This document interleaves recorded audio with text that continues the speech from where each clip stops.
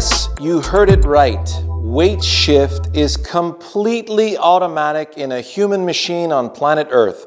If you've got 2 arms, 2 legs, and you're insurable, no problem. Your weight shift comes automatically when you're focused on this. Okay, so you want to throw a stone. You're not going to throw this way instinctively.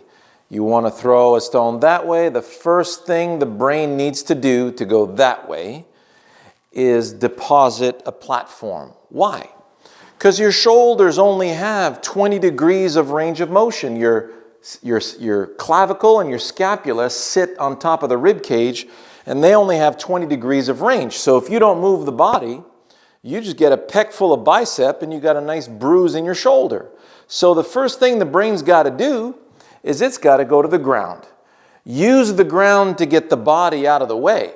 Why is that? Well, because the pelvis and rib cage are connected through the spine. And the spine has these lovely facet joints. And from L5 all the way up the spine, you have 1 degree or less of range of motion between each facet joint. They fit like little Lego blocks inside of each other, and they're not built for rotation.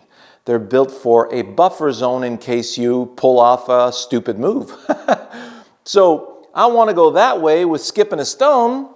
The brain goes to the ground, uses the ground to get my body out of the way. So now I have access to my target. So this is what we call a kinetic chain or a kinematic sequence. So for 2.5 to 3 million years, we threw a lot of stuff at our food. You know, some spears and some stones and all kinds of stuff. So we're literally experts at catapulting objects with our bodies. And we've modeled a lot of engineering marvels after that. So throwing overhead, even when I'm throwing underhand to go bowling, that weight shift is a necessity for pure self-preservation. It's already built right in. So here's what we do. You can grab a 4-pound hammer and pretend you're playing horseshoes, and you're going to heave that 4-pound hammer around your backyard. Notice how you would never heave it off your back foot, not, instinctively anyways. So you always go to the front foot. The front foot uses the ground to get your body out of the way. So you notice how that rib cage is gliding out of the way. So if you put both hands on the hammer and you perform the same thing. So we do a long chip shot. Notice how my rib cage turns out of the way so my left arm has access to the backswing. And guess how it has that? The right leg grabs the ground and gives you a weight shift. You don't have to think about loading the right side in the backswing. That would be sabotage for your system. So you say, I want to take this hammer and send it over there. So you feel the weight of the hammer. That's the first thing your brain does when it says you want to throw that way. I'll give you an example. If I throw a golf ball that way, the brain says, no problem, there's that wonderful sling. If I try to throw a 10-pound kettlebell the same way, I will rip my arm apart. So then the brain says, well, we got to do it a different way now. Now you're shot putting it out there. Again, you're still using that same kinetic chain. So I want to heave the hammer in the backswing. The brain goes to the ground, uses the ground to get the body out of the way, and then I want to heave toward the target. Brain goes to the ground, uses the ground to get my body out of the way. Heave it up, heave it through. Heave it up, heave it through. Now you have a fantastic machine to go that way. But then you say, well, what about the ball? Right? So if I was to throw a club, you can look at my videos entitled Throwing the Club, Shawn Clement. I want to throw a club that way. My brain looks at the target, says, okay, I'm going to go to that diamond-shaped target. Here we go. It knew when to let go because it had a target. So if I didn't have a target, it could go sky high, could go into the ground. But since I have a target, I have a very specific place to release it to. Now, if I were to do that from underneath, like in a golf swing. So I always tell my students, find a very safe place to do this. You'll see head position and lag, Shawn Clement. It's an oldie but goodie. It gets you started this way, and then you get your release going nicely over here. Turn the club upside down. Now I'm going to that particular target again. Notice I still shifted the weight, cleared my hips, went out to the target. So if I had both hands on the club and I want to go that way, so my brain, even though my eyes are here, my brain's over there in that diamond-shaped target, and off we go to the diamond-shaped target. After you do a few throws like that, put your swing on video. It'll be the prettiest gosh darn swing you've ever seen in your life. And it's yours for free. It's in there, all right? You're already Pinocchio without the strings. To instruct somebody to shift the weight is a massive waste of time because it's already built in.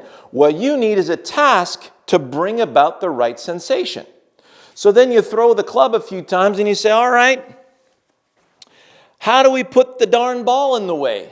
Well, first, let me tell you, we have an amazing premium channel that has 2 angles, down the line and face on, and very, very detailed instructions, over 40 hours of up to the minute updates all the way through. On-course instruction, technical information, focus information, how this brings everything here. It is fantastic. Go to wisdomingolf.com. It's only $5 a month. You got to get in there.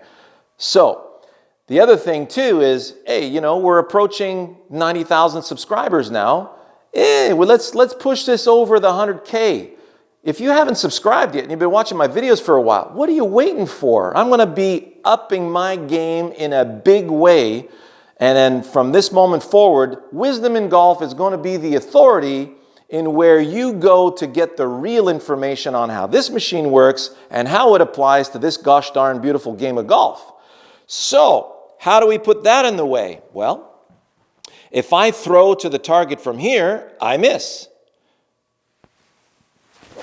Yes, I threw to the target. Notice I threw without letting go, and the weight of the club just released me in that direction. So then I get down. Well, if I throw from there, I'm going to top it. Okay, let's throw. Yes, I threw over there, and yes, I topped it. Notice I'm batting 1,000.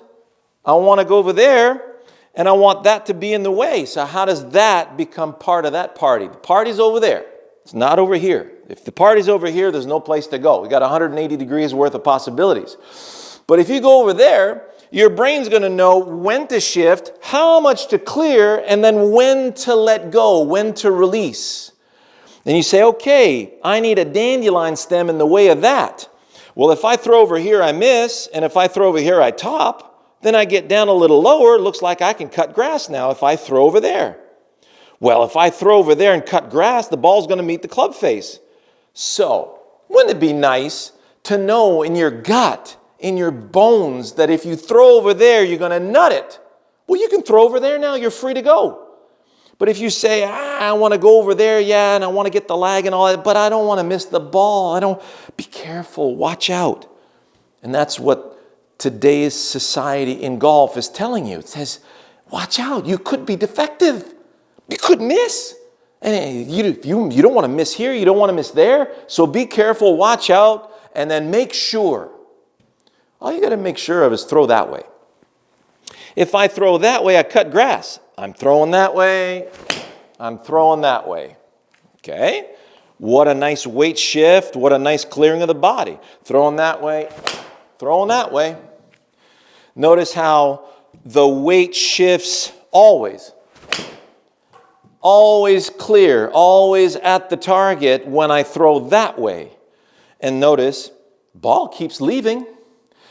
So, what you don't realize is that you need to continuously practice that, and then the ball gets in the way.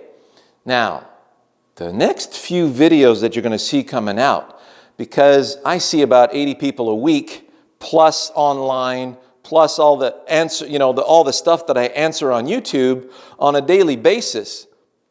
I've been doing this now on YouTube for 14 years.